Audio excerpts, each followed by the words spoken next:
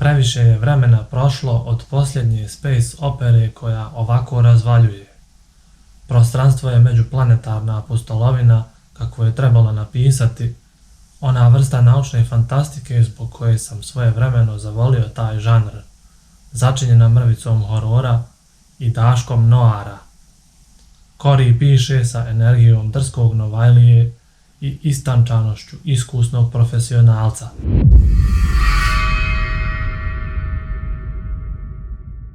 Prostranstvo je serijal naučne fantastike kojeg je napisao James Corey.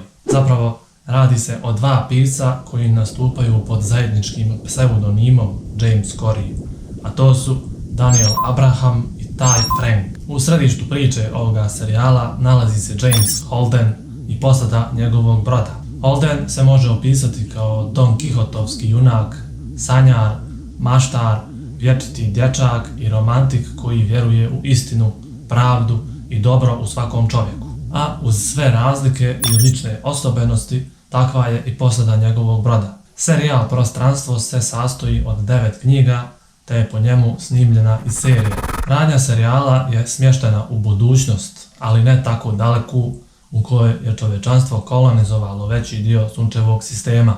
Putovanje preko ogromnih udaljenosti između planeta sunčevog sistema omogućeno je Epsteinovim pogonom, odnosno pogonskim sistemom sa konstantnim ubrzanjem, ali je G sila koja se primjenjuje tokom ubrzanja iscrpljujuća bez upotrebe posebnih lijekova.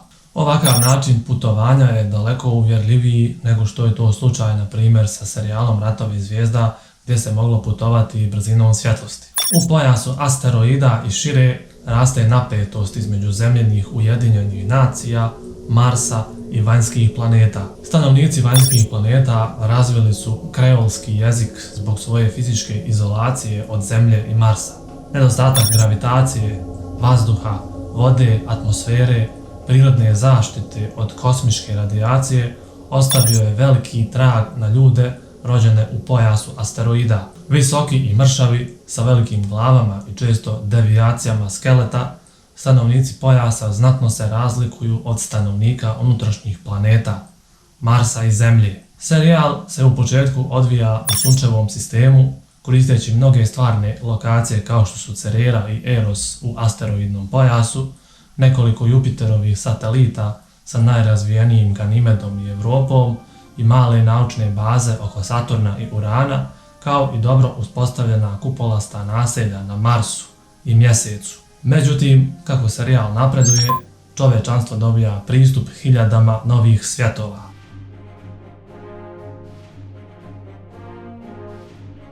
Radnja serijala počinje sa knjigom Buđenje Nemani u pojasu asteroida i za početak se prati iz perspektive dva lika. Jedan od njih je James Holden, izvršni oficir na tegljaču leda koji leti od prstenova Saturna do rudarskih stanica u pojasu. Na tom putu on i njegova posada su nabasali na olupinu svemirskog broda Skupoli i otkrivaju tajnu koju nisu ni najmanje željeli da saznaju. Zapravo, radi se o tajni zbog koje je neko spreman da ubija. Holden, ne razmišljajući o posljedicama, javno objavljuje šta se desilo i pri tome okrivljuje jednu od glavnih sila. To što je uradio je dovoljno da se prouzrokuje rat, ako Holden ne uspije da utvrdi ko je ostavio Skupoli i zašto. Na drugoj strani imamo Millera, detektiva u pojasu na stanici Cerera, koji istražuje slučaj nestale djevojke. Radi se tek o jednoj djevojci među milijardama koliko ih živi u sistemu, ali roditelji te djevojke imaju dovoljno novca kako bi pokrenuli istragu. Istražujući taj slučaj, Millera trag dovodi do broda Skupolija. Tako on odlučuje da stupi u kontakt sa Holdenom u nadi da će saznati nešto o toj djevojci za koju smatra da je ključ svega. Dakle, Miller i Holden su primorani da manevrišu između vlade Zemlje, revolucionara sa spojenih planeta, tajnih korporacija i prijetnje koja nije u potpunosti ljudska i pri tome svi izgledi su protiv njih. A to je samo početak. Iako u prvoj knjizi imamo samo dva lika iz čije perspektive pratimo priču, u narednim knjigama se pojavljuje više takvih likova. Serijal Prostranstvo odudara od većine naučno-fantastičnih serijala jer je svaka knjiga drugačija na svoj način. Sa svakom knjigom serijal Prostranstvo uspijeva da proširi svoj univerzum vrlo nenametljivo i naizgled vrlo lako, nepogrešivo prateći ono što su Holden i njegova posada slučajno pronašli u prvoj knjizi.